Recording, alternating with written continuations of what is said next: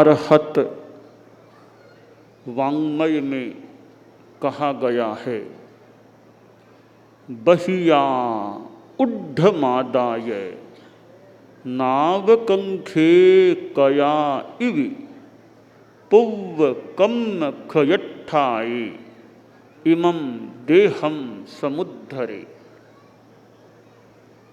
हमारी इस दुनिया में जन्म होता रहता है। एक दिवस को आदमी अपना जन्म दिवस मान लेता है, मानने वाला बात सही भी है, परंतु अनंत जन्म दिवस हर आत्मा के हो गए होंगे, अनंत जन्म दिवस हो गए होंगे।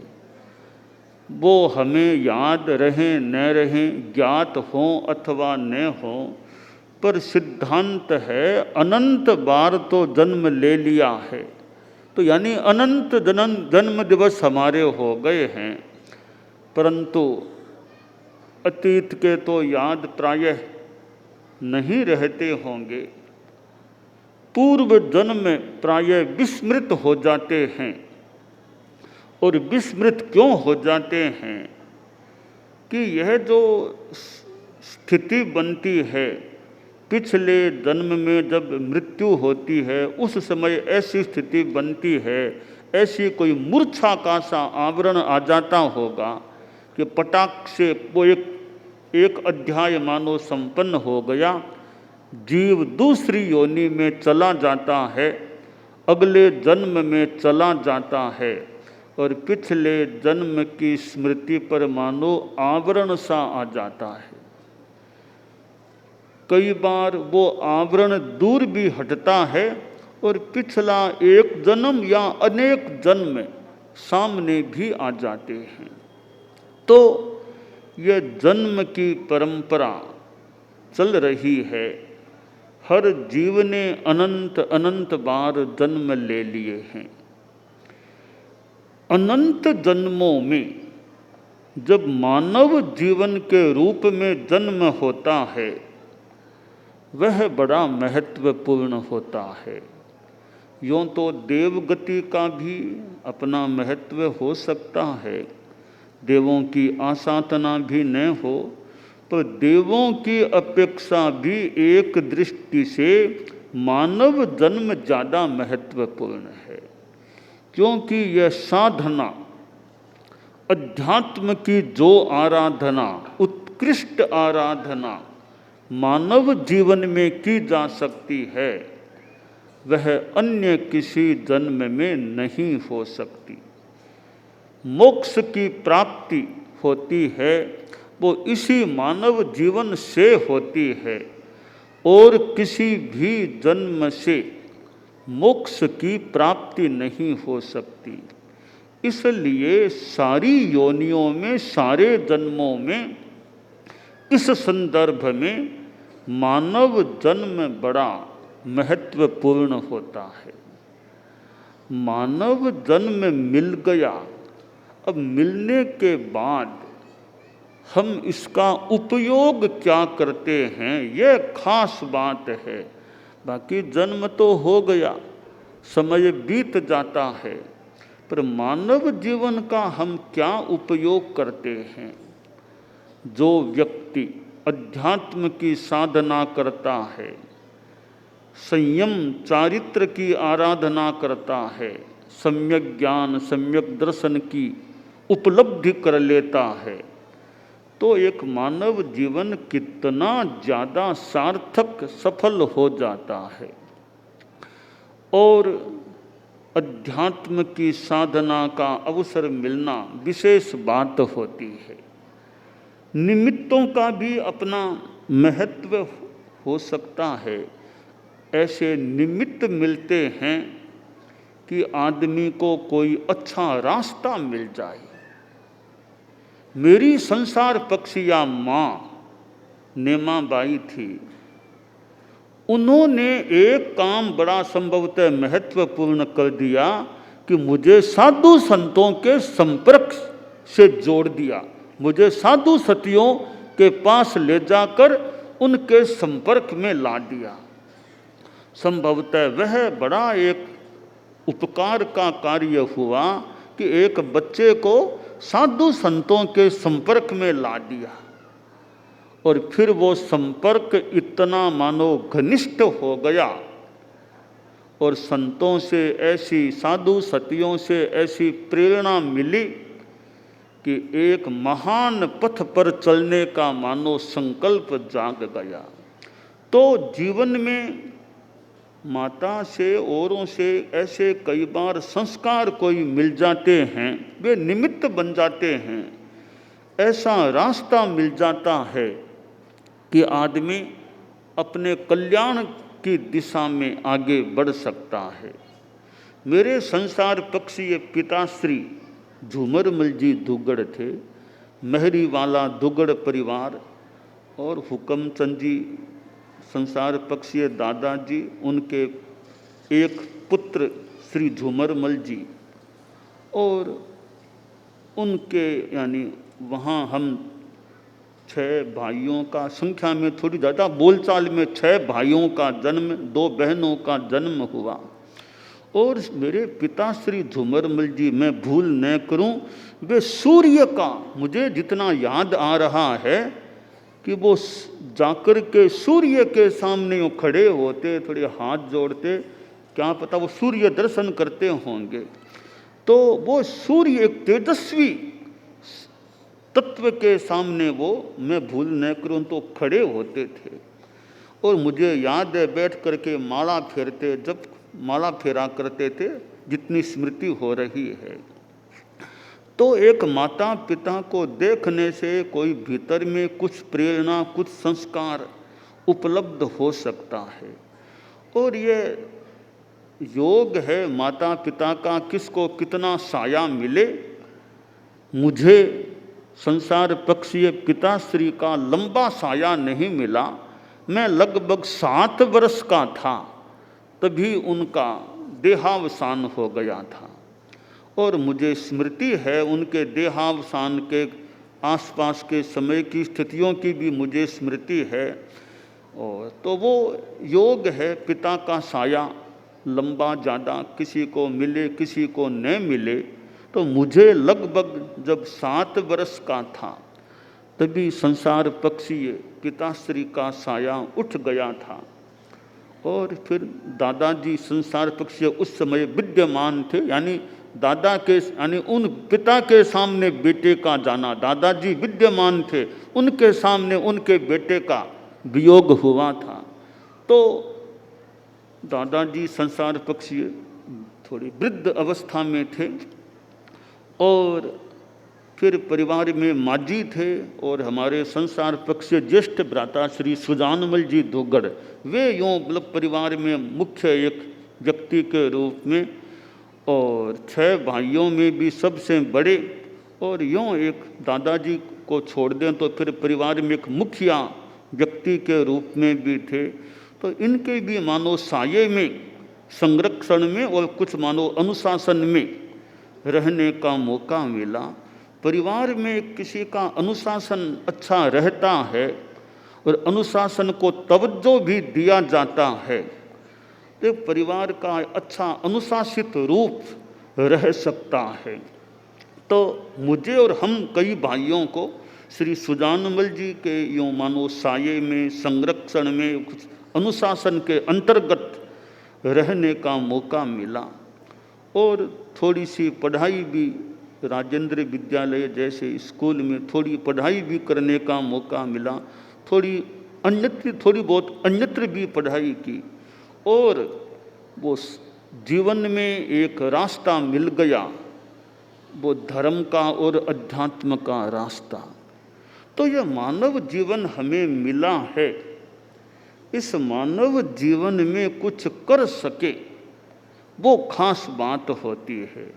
और बाद में तो गुरुओं का साया मिला, गुरुओं का संरक्षण मिला। परम पूज्य गुरुदेव तुलसी जैसे एक, गुरुदेव तुलसी उम्र में मेरे से तो बहुत बड़े थे, अंदाज 48 वर्ष मेरे से उम्र में बड़े होते थे।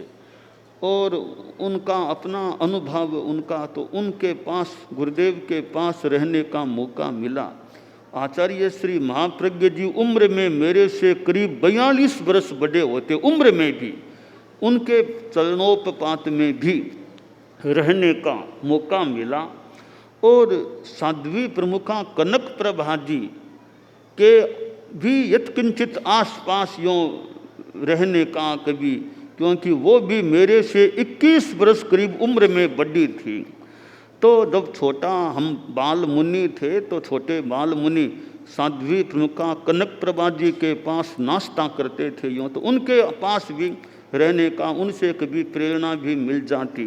तो यूँ कईयों के आसपास रहने का मौका मिला। और बचपन में स्कूल में पढ़ने का मौका मिला तो अध्यापकों का भी एक मानो एक साया कह दे या उनकी प्रेरणा कह दे, उनका अध्यापकत्व प्राप्त हुआ।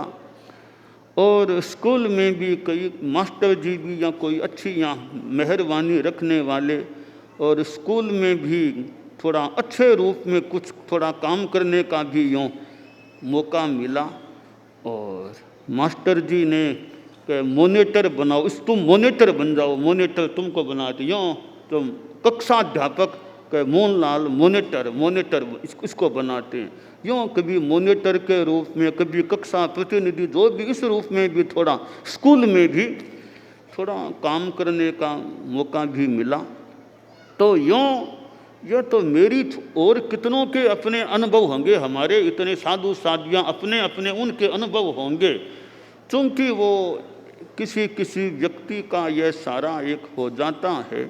इतने वक्तव्य आदि आदि हुए हैं तो इसको प्रमोद भाव मान लें, श्रद्धा भाव मान लें, कुछ भी मान लें, शिष्टाचार मान लें कि हमारे साधु साधियाँ हैं, श्रावक श्राविकाएँ भी हैं ऐसे। तो साधु साधियों के भी अपने भाव, अपना चिंतन, अपनी क्षमताएं, अपनी योग्यताएं हैं। इधर संसार पक्षीय दुग्गड़ परिवार है, दुग्गड़ परिवार के भी कितने सदस्य हैं। और हमारे 6 भाइयों में 2 नंबर के भाई श्री अमरचंद जी दुग्गड़, उनका भी कई वर्षों पहले ही देहावसान हो गया था। हमारे तीसरे भाई केसरी चंद जी, उनका भी देहावसान हो गया था। फिर हमारे सूरज कर्ण जी जो भाई मेरे से ठीक बड़े, इनकी पुत्री साध्वी चारित्र यशा और श्री सुजानमल जी की पुत्री साध्वी सुमति प्रभा, ये दोनों संसार पक्ष में सगी भतीजियाँ होती है, दोनों आपस में कजिन बहनें हैं। सुमति प्रभा जी पहले समणी बनी थी, फिर साध्वी बनी। चारित्र यशा सीधी मुमुक्षु से साध्वी बनी थी मेरे पास सुदासर में। तो यूँ सूरज कर्ण जी की भी बेटी हमारे यहाँ धर्मसंघ में है, सुजानमल जी की भी बेटी है। और श्रीचंद जो संसार पक्ष में मेरे से छोटा है। तो यूँ ये हमारे 6 भाई संसार पक्ष में, तो कई तो हम एक समान लगभग समान उम्र के से थे, तो साथ में रहना करना, पर मुझे तो ज़्यादा साथ रहने का मौका मिला ही नहीं। 12 वर्ष का था तब तो घर छोड़ ही दिया मैंने। तो मैं तो ज़्यादा इनके साथ रहा हूँ, मैं तो ज़्यादा इन्हीं के साथ रह रहा हूँ। परिवार के साथ तो मैं 12 साल करीब मान लो, उसमें भी अंतिम कुछ समय तो साधु संतों के जाने लग गया। तो मैं तो इनके साथ ज़्यादा वर्षों से रह रहा हूँ। दिन में रात में संतों के आसपास रहने का, दिन में साधियों का भी संपर्क हो जाता है।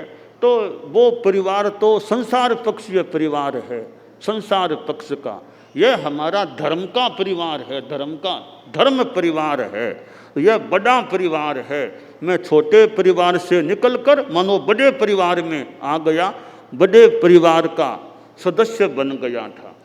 और जीवन में आदमी को कोई आदर्श बनाने का भी प्रयास करना चाहिए। उस आदर्श के अनुरूप, ठीक है, आदर्श बहुत ऊंचा है, वहाँ तक पहुँचना मान लो कठिन है। थोड़ा हाथ को ऊंचा करें, जितना ऊंचा जा सके उतना पूरा आदर्श के अनुरूप आचरण न भी कर सकें तो 40%, 50%, 60%, जितने परसेंट में आदर्श के निकट जा सकें तो पहले आदर्श कोई बना लें, फिर उसके निकट जाने का प्रयास करें। चलते चलते कभी एकदम निकट पहुंचकर आदर्शमय भी हम बन सकते हैं। तो जीवन में कुछ सिद्धांत आदर्श आदमी बना लेता है और उसको ध्यान में रखते हुए गति करता है, तो जीवन में अच्छा आदर्श है, उत्तम आदर्श है, तो अच्छी गति प्रगति भी हो सकती है। तो यह मानव जीवन जो हमें मिला हुआ है, इसमें कुछ करने का, जीवन में कुछ अच्छा करें ऐसा प्रयास करना चाहिए। बाकी जन्म दिवस आता है और यह प्रमोद भाव कह दें, औचित्य प्रोटोकॉल आदि कई बातें हो सकती है कि जन्म दिवस के लिए इतना आयोजन किया जाता है, इतना कई लोगों का बाहर से भी आना हो जाता है और व्यवस्था करने वाले लोग भी अपने गांव में व्यवस्थाएं करते हैं, जुटाते हैं। तो यह एक औपचारिक भी इसे कहा जा सकता है, शिष्टाचार कहा जा सकता है, प्रोटोकॉल या उपयुक्त भी कहा जा सकता है। और कई हमारे बोलते हैं, उनको बोलने का एक मानो तैयारी करने का, कुछ विकास करने का भी इस निमित्त से मौका मिल सकता है। और कईयों के विचार आते हैं, उन विचारों को, बातों को सुनने से भी कोई नया आलोक, नई बात, नई प्रेरणा भी प्राप्त हो सकती है। भी यह बात कही है, इस पर कितना क्या ध्यान दिया जा सकता है। यूँ वक्ताओं के बोलने से श्रोता को भी कोई अच्छा एक पथ दर्शन, परामर्शन, कुछ तत्व भी प्राप्त हो तो हो सकता है। तो हमारा यह धर्म संघ है और जिसमें हम रह रहे हैं और जहाँ हमें साधना का, विकास का मौका मिलता है, तो हमारे साधु साध्वियाँ, समणियाँ, इधर श्रावक श्राविकाएँ हैं, इतनी संस्थाएं हैं, यह इतना हमारा एक धर्म संघ जो इतने कई अंगों वाला है, कितनी संस्थाएं हैं और संस्थाओं के द्वारा भी कार्य करने का प्रयास होता है। और यह 6 दिनों का आयोजन जो आज शुरू हुआ है, 6 दिन जैसी योजना बनाई गई थी, तो 6 दिनों में आज ये प्रथम दिन बैसाख शुक्ला नवमी का दिन आया है। और यह एक हर आदमी का अपना जन्म दिवस होता है, तो जन्म दिवस मनाना ही है। तो कोई अगर प्रेरणा मिल जाए, प्रेरणा जाग जाए, तो एक अच्छी जन्म दिवस को मनाने की भी। बाकी जन्म दिवस तो सामान्य बात, जन्मना कोई बड़ी बात नहीं है। एक कीड़ा भी जन्म लेता है, चींटी भी जन्म लेती है, जन्म लेना कोई बड़ी बात नहीं, सर्वसाधारण बात है, सर्वसाधारण, इसमें कोई विशिष्टता नहीं होती है। बड़े बड़े महापुरुषों ने भी जन्म लिया है, छोटे से छोटे प्राणियों ने भी इस दुनिया में जन्म लिया है। तो जन्म दिवस मनुष्यों को क्या, एक चींटी का भी अपना जन्म दिवस होता है, एक वनस्पति काय का भी अपना जन्म दिवस होता है। जन्म दिवस तो मानो हर प्राणी का होता है, ऐसा प्रतीत होता है। पर किसी किसी का जन्म दिवस आयोजन के रूप में मनाया जाता है, हर किसी का जन्म दिवस बड़े आयोजन के रूप में नहीं मनाया जाता है। फिर भी खुद के लिए भी मेरा बर्थडे आज है, ऐसा बच्चों में और में लोगों में एक उत्साह भी, आज मेरा बर्थडे, जन्म दिवस है। तो बर्थडे, जन्म दिवस, दोनों में थोड़ा अंतर। बर्थडे अंग्रेजी का शब्द है, जन्म दिवस थोड़ा हिंदी का शब्द है। तो कोई सन दिनांकों के हिसाब से बर्थडे मना लेते होंगे, कई तिथि के हिसाब से मना लेते होंगे। तो जन्म दिवस में कोई बड़ी बात नहीं है, यह सर्वसाधारण चीज़ है, इसमें कोई वैशिष्ट्य नहीं होता है। बस जीवन में आदमी अच्छा पुरुषार्थ करने का प्रयास करे। दुनिया में आदमी भाग भरोसे न बैठे कि भाग में है सो हो जाएगा, भाग भरोसे बैठा रहने वाला अभागा आदमी होता है। इसलिए हमें भाग भरोसे नहीं बैठना चाहिए, कुछ करना चाहिए। कदम कदम आगे बढ़ाओ, कदम कदम आगे बढ़ने का प्रयास करो, बैठे निठल्ले मत रहो, कुछ करो, जीवन में कुछ करने का उत्साह रहे।